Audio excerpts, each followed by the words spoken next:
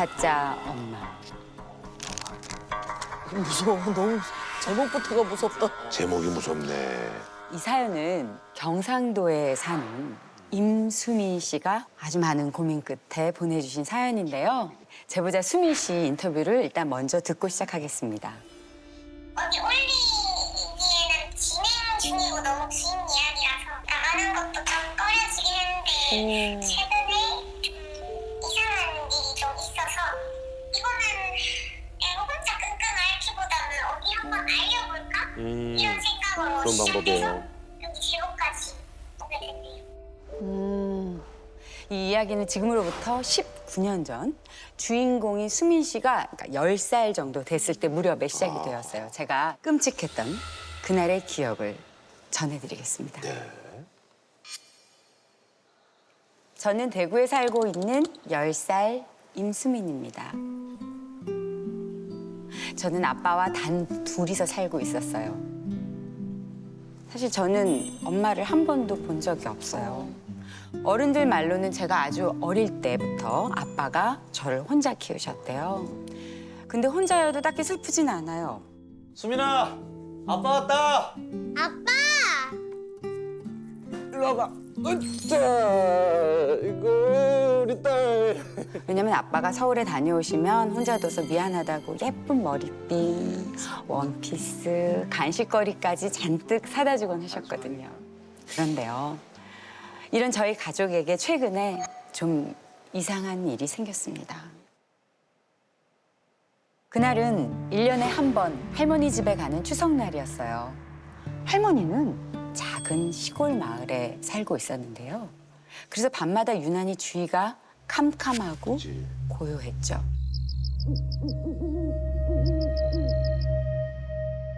그럴 때 제일 무서운 게 뭔지 아세요? 화장실 가는 거. 네. 맞아. 화장실이 밖에 있어서 밤만 되면 할머니 손을 꼭 잡고 화장실을 다녀오곤 했어요. 그날도 화장실을 갔다가 할머니를 따라서 후다닥 방으로 들어가려는데 이게 무슨 냄새야? 아이고 내 정신 좀 봐라. 찌개에 올려놓고. 그 순간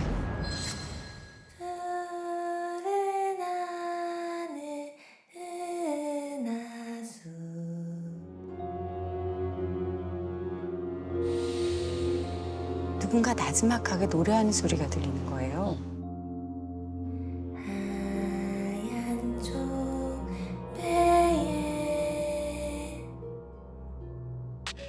그래서 주위를 둘러봤더니 창고에 문이 열려 있더라고요. 이상하다. 저는 찬찬히 창고로 다가갔습니다.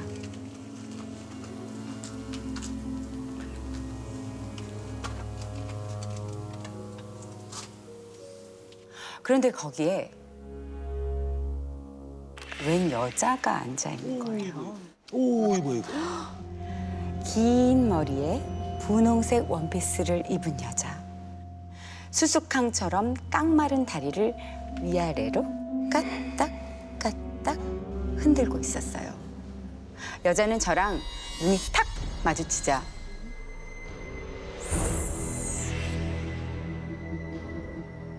손을 올려 보이더라고요. 꼭 인사하는 것처럼요. 이웃 사람인가? 왠지 낯익은 모습에 안녕하세요. 그 여자가 웃어 보이는 거예요. 근데 그 순간 여자의 고개가 팍!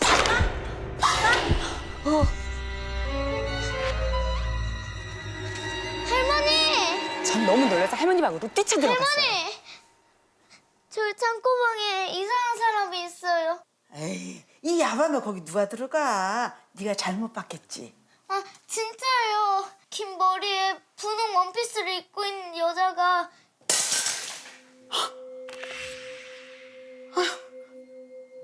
아, 뭔가 있나 보다. 집에 뭐가 있나 봐. 사연이 있나 봐. 갑자기 제 손을 잡고 덜덜 떠시더니 어깨를 붙잡고 이렇게 당부하셨어요. 너 오늘 할머니 방에서 같이 자자. 지금 이 순간부터 방에서 절대로 나오면 안 돼. 알았지?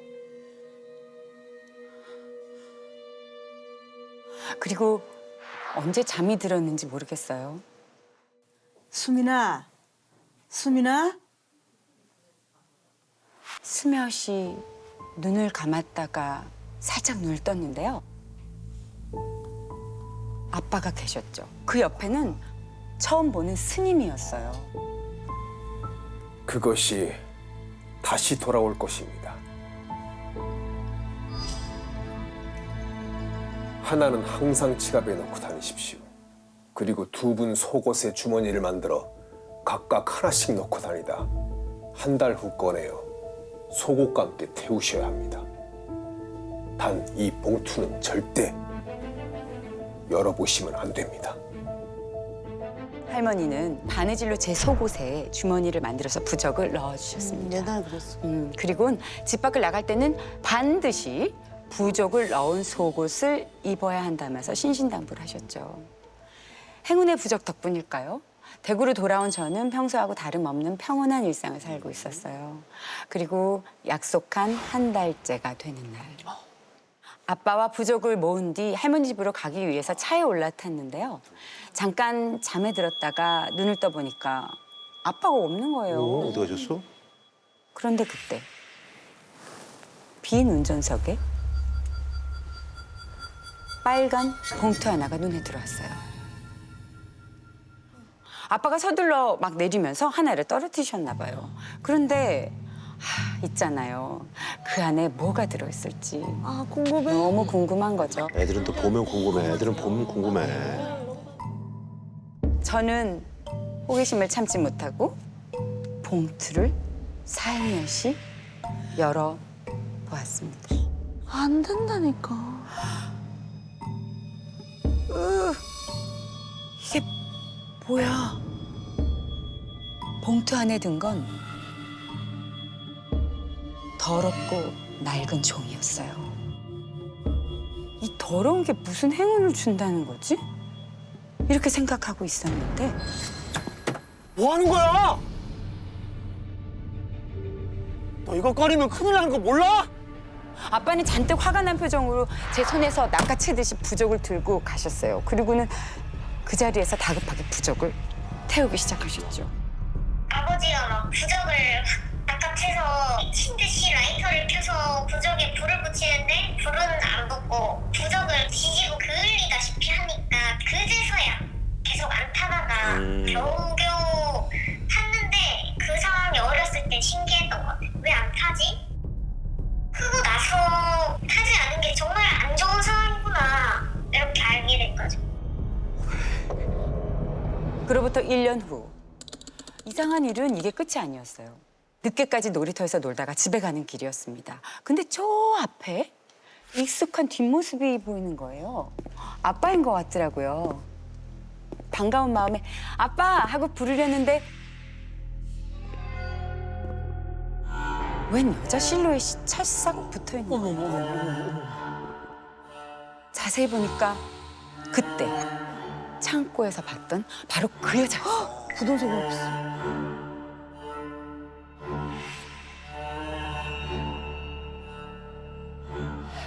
저는 이 생각밖에 안 들었어요.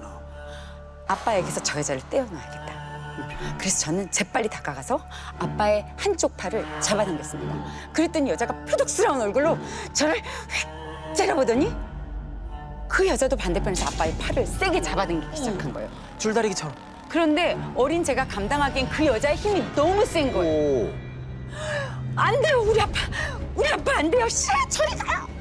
아빠를 뺏길까 봐 정신없이 눈물이 나왔어요. 온몸에 힘을 실어서 아빠의 팔을 잡고 매달리는데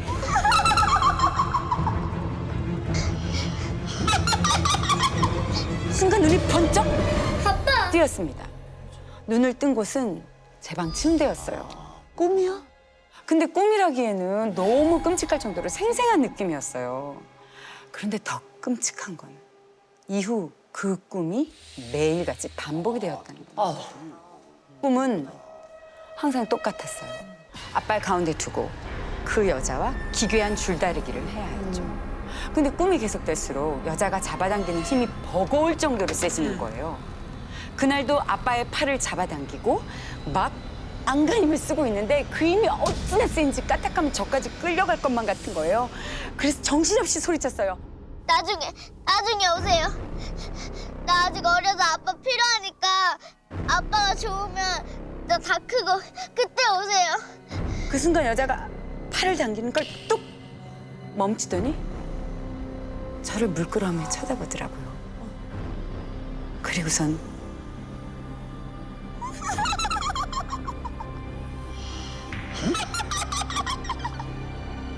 그 모습을 마지막으로 그선 정말 거짓말처럼 제 앞에 다시 나타나지 않았어요. 나래 마음에. 그렇게 1년, 2년 그날의 일은 그저 기이한 경험 정도로 남아서 제 기억 속에서 점점 사라져갔죠.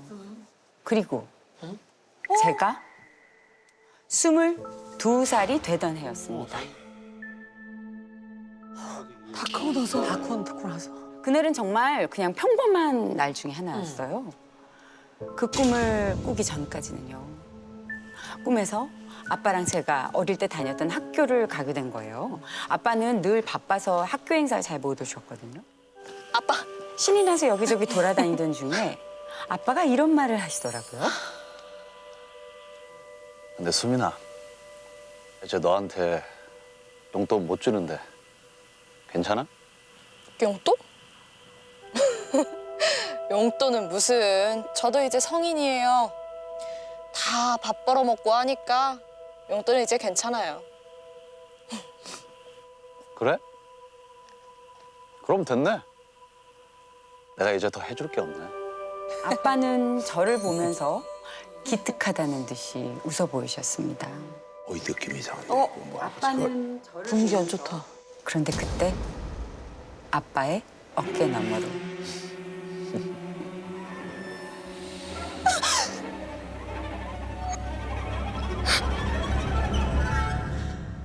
(12년) 전 창고에서 봤던 바로 그 여자. 그 여자가 다시 찾아온 거예요. 그 여자는 그때처럼 소리 끼치게 웃어 보이며 아빠의 팔을 세차게 잡아당기기 시작했습니다. 아빠!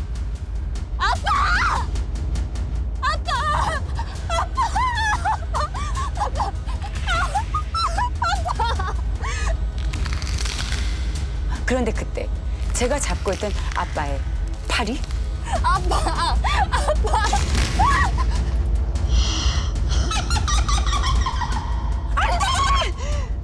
저는 절규하듯 소리쳤어요. 여자는 그런 저를 보면서 자지러지게 웃더니 천천히 저에게 다가오며 알 수 없는 말을 중얼거렸습니다. 네가 필요하다면 순식간에 제 눈앞에 온 여자는 핏발선 눈을 하고 소리를 쳤어요. 네가 엄마가 필요하다며.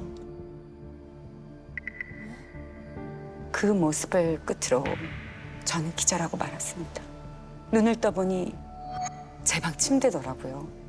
그리고 얼마 지나지 않아 건강하셨던 저희 아빠는 안 돼. 갑작스럽게 말기암 판정을 받고 제 곁을 떠나셨습니다. 검진 딱 했을 때 대장암 말기로 나와서 근데 이제 그 전부터 막 아프다가 그런 게 아니고 그냥 갑자기 그렇게 된 거라서 그냥 모든 게 상황 자체가 이렇게까지 온 것도 다 제 잘못 같고 내가 그래서 내가 이런저런 상황을 벌이지 않았으면 아버지가 오래 사셨을까?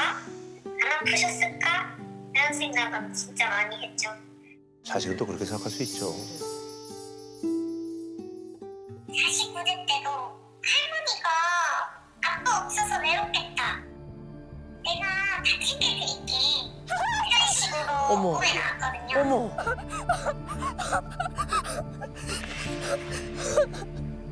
그 꿈 꾸고 나서 할머니가 내 혹이 있다는 판정을 받았는데 뭐야. 술도 못 받고 그냥 그러고 돌아가셨죠. 아니 무슨 원한이 있는 거야 뭐야 이거? 왜 그래? 저는 유일한 그늘이었던 아빠와 할머니를 모두 잃었습니다. 하지만 마냥 슬퍼할 수가 없었습니다. 네가 엄마가 필요하다며.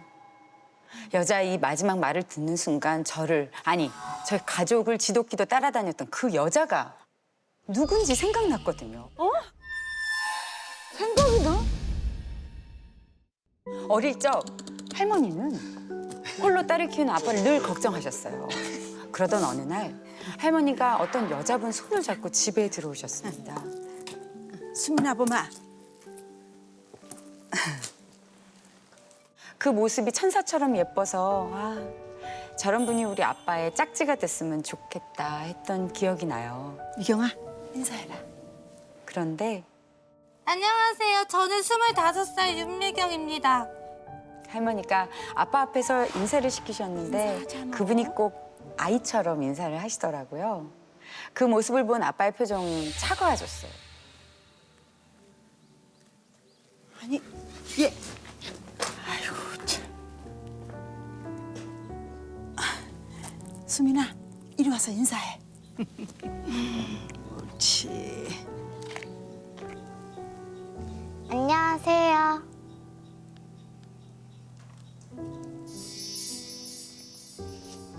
저는 아줌마가 우리 엄마가 됐으면 좋겠어요. 아이고 이뻐라. 그거는 정말 내 또래 친구처럼 역할놀이도 잘 해주고 세상에 이런 다정한 엄마가 있으면은 난 얼마나 좋을까 이런 생각을 해서 같이 놀자고 계속 제가 오히려 계속 따라다녔거든요. 하지만 그때부터 아빠는 할머니에게 자주 화를 내셨습니다. 아 싫다고 했잖아요. 싫다고. 그날은 아빠와 할머니가 정말 크게 한바탕 싸움을 한 날이었어요. 뭔 소리 하는 거야 진짜 엄마? 수민이도 좋아하잖아 이놈아. 왜 시키지도 않으려고 그래? 아니 이놈 자식이냐. 얘.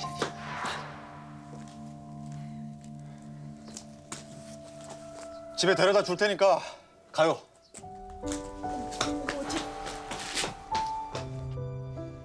그 이후로 저는 더 이상 그분을 보지 못했어요.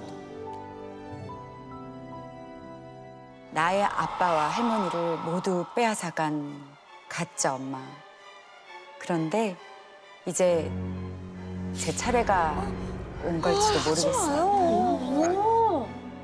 언제부터인가 비어있는 아빠의 방에서 익숙한 소리가 들려요.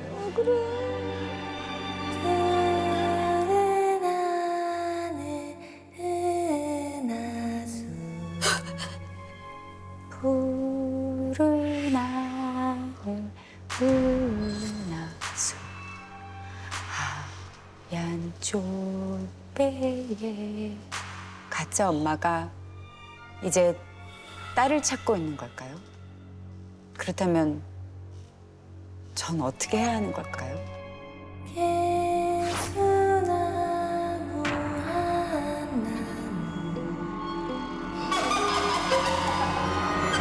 어떡해. 와 진짜. 일단 문정희 씨. 와. 아닙니다. 아니 너무 무서웠어요. 어머, 세상에 뭐. 소름 끼쳤어요. 아니 이게 넘나지가 막. 저는 이제 궁금한 게 그 여자분은 무슨 일이 있었던 거예요? 어떻게 돌아가셨는지 그게 좀 궁금하거든요. 수민 씨도 잘은 모르지만 그 소문으로는 좀 안 좋은 병에 걸리셔서 많이 앓으시다가 한순간에 돌아가셨다고. 이라고 우리가 얘기했는데 그러면 이제 면역력도 떨어지고 뭐 이러면서 이제 이게 왜냐면 이제 마음의 병이 결국은 육체에 또 영향을 끼치잖아요. 그러니까 엄마가 되고 싶으니까 그 아이랑 그렇게. 그 아빠를 사랑하셨을 수도 있을 그렇죠. 것 같아요. 그럼. 근데 저는 진짜 이 제보자분이 걱정이 돼요. 아까 이제 얘기가 그 목소리가 이제 들리기 시작했다 그러는데 지금은 어떻게 잘 지내고 계시는지 모르겠네. 수민 씨가 주변에 물어보지도 못하고 있다가 이 사연을 제보한 간절한 이유가 있었는데요. 그걸 한번 직접 수민 씨 목소리로 들어보겠습니다. 꿈에 제가 아버지 산소에 있는데 누가 계속 절을 하고 있는 거예요. 어머. 거기도 나왔어? 네. 저 사람은 누구길래 저렇게 저기서 절을 하지? 그래서 올라가는데 뒤에서 누가 자꾸 나를 부르고 저 절하는 사람이 근데 갑자기 절을 멈춰서 딱 저를 보니까 아버지가 제 이름을 크게 부르면서 모함을 지르는 소리에 어머. 제가 딱 깼는데 내가 가는 걸 말리는 꿈 같아서 못 가겠더라고요. 계속 비밀 때 맞춰서 가고 이랬는데 그 해 자체를 못 이었죠. 방송에 올리면 오히려 도움 받을 수 있는 길이 많을 수도 있겠다 싶어서 해법을 찾기 위해서. 그래 이번에 지금 의지할 데가 너무 없어. 맞아요. 아니 왜냐면 이제 20대인데 자기가 사랑하는 피부치가 이제 다 돌아가신 사람 연달아 그러면 아무리 뭐 멘탈이 강한 분들도 이렇게 흔들리기 마련이니까 네, 이번에 좀 기운 내셔서 열심히 또 사셔야죠. 예. 근데 저는 이제 수민 씨가 자꾸 그런 생각이 들 수밖에 없는 게 어찌 보면 이게 수민 씨의 꿈대로 자꾸 어떤 일이 벌어지니까 잠을 자는 게 쉽겠느냐고. 그럼 너무 무서워서- 무섭지. 무서워서 혹시 정희 씨는 혹시 예지몽 같은 거 꾸신 적 있어요? 저는 예지몽 저 항상 잘 자거든요. 네. 대면자요? 네, 대면 자. 야 대단하다. 제가 옛날에 양수리 세트장 거기 같은데 얘기 많아요. 예. 거기 얘기 많죠. 제가 또 숨바꼭질 할 때였어요. 뭐 무서운 영화기도 하지만 저는 근데 이제 저희 매니저가 계속 잠을 못 자고 너무 힘들어했는데 그 정도에서. 저는 굉장히 잘 자는 그런 스타일입니다. 다 누르고 예, 뭐 주무시는 누른지 모르겠는데 길을 누르고 제일 잘 잤던 곳이 거기였어요. 어머, 굉장히 푹 자고. 진짜 세시다. 아니 저는 이제 얘기가 현재 진행형이라 사실은 굉장히 무서웠는데 다들 몇 불 예상하십니까? 저는 일단 저를 뛰어넘을 것 같아요. 왜냐면 제가 지금 닭살 소름이 맞아. 계속 네. 정말로 또 40불 이상 보십니까? 39불 예상합니다. 아, 또 40불은 안 보시네. 우리 저기 정희 씨가 여러 가지 이제 대본도 많이 보셨으니까 그런 스토리 라인으로 봤을 때 어느 정도 보세요? 아, 저는 기본은 아까 34불 나왔는데. 34불. 저는 조금 더 자신 있게. 마음을 이상. 예. 자, 과연 말이죠. 우리 혹시 이분들 몇 개의 촛불을 켜주실지 궁금합니다. 촛불 켜주세요. 첫 해부터 완불 나올까 봐. 내용은 좋았어. 내용은 진짜 재밌었어. 무시합니다. 예. 자, 일단 열 불은 뭐, 예, 그대로 넘어가고요. 자, 20불 향해서 넘어가고, 제 생각에는 무조건 저 우리 양머리 이후로는 쭉 갈 것 같거든요. 예. 자, 갑니다. 여기서 또 덜구덕거리네? 덜구덕거린다. 자. 저기까지 넘어가나요? 넘어가면 이제 40% 이상 되는 겁니다. 자, 하나 더. 자, 하나 더. 자, 하나 더.